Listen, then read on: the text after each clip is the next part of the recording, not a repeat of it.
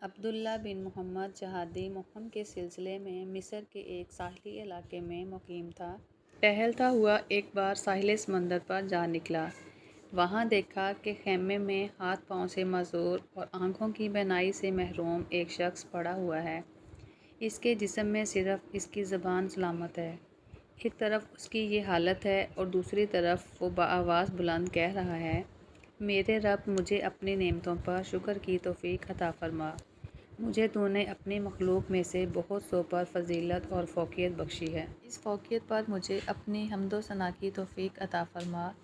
عبداللہ نے جب یہ دعا سنی تو اسے بڑی حیرت ہوئی۔ ایک آدمی ہاتھ پاؤں سے معذور، بینائی سے محروم ہے، جس میں زندگی کی تازگی کا کوئی اثر نہیں، اور وہ اللہ سے نعمتوں پر شکر کی دعا مانگ رہا ہے۔ اس کے بعد اس کے پاس آ کر سلام کیا اور پوچھا، حضرت آپ اللہ تعالیٰ کی کس نعمت اور فوقیت پر شکر اور حمد و ثنا کی توفیق کے حواسدار ہیں؟ معذور شخص نے جواب میں فرمایا اور خوب فرمایا، آپ کو کیا معلوم میرے رب کے ساتھ میرا کیا معاملہ ہے؟ باخدا اگر وہ آسمان سے آگ برسا کر مجھے راکھ کر دے، پہاڑوں کو حکم دے مجھے کچل دیں، سمندروں کو مجھے غرق کرنے کے لیے کہہ دیں اور اس زمین کو مجھے نگلنے کا حکم دیں تو میں کیا کر سکتا ہوں؟ میرے اس جسم میں زبان کی بے بہا نعمت تو دیکھیے کہ یہ سالم ہے۔ کہا، صرف اس ایک زبان کی نعمت کا میں زندگی بھر شکر ادا کر سکتا ہوں۔ ناظرین پھر فرمانے لگے، میرا ایک چھوٹا بیٹا میری خدمت کرتا ہے۔ خود میں معذور ہوں، زندگی کی ضروریات اسی کے سہارے پوری ہوتی ہیں، لیکن وہ 3 دن سے غائب ہے، معلوم نہیں کہ کہاں ہے۔ عبداللہ سے کہا، آپ اس کا پتہ کر لیں تو مہربانی ہوگی۔ ایسے صابر و شاکر اور محتاج انسان کی خدمت سے بڑھ کر اور سعادت کیا ہو سکتی ہے؟ پھر عبداللہ نے بیابان میں اس کی تلاش شروع کی تو یہ دردناک منظر دیکھا۔ مٹی کے 2 ٹیلوں کے درمیان لڑکے کی لاش پڑی ہے، جسے جگہ جگہ سے درندوں اور پرندوں نے نوچ رکھا ہے۔ یہ اسی معذور شخص کے بیٹے کی لاش تھی۔ اس معصوم کی لاش اس طرح دیکھ کر عبداللہ کی آنکھوں میں آنسو بھر آئے اور یہ فکر لاحق ہوئی کہ اس کے معذور والد کو اس دردناک حادثے کی اطلاع کیسے دیں۔ ان کے پاس گئے اور لمبی تمہید کے بعد انہیں اطلاع کر دی۔ بیٹے کی وحشتناک موت سے کون ہوگا جس کا جگر پارا پارا نہ ہو؟ وہ خبر سن کر معذور والد کی آنکھوں سے آنسو رواں ہوئے، دل پر غم کے بادل چھا گئے تو آنکھوں سے اشکوں کی برسات شروع ہو گئی۔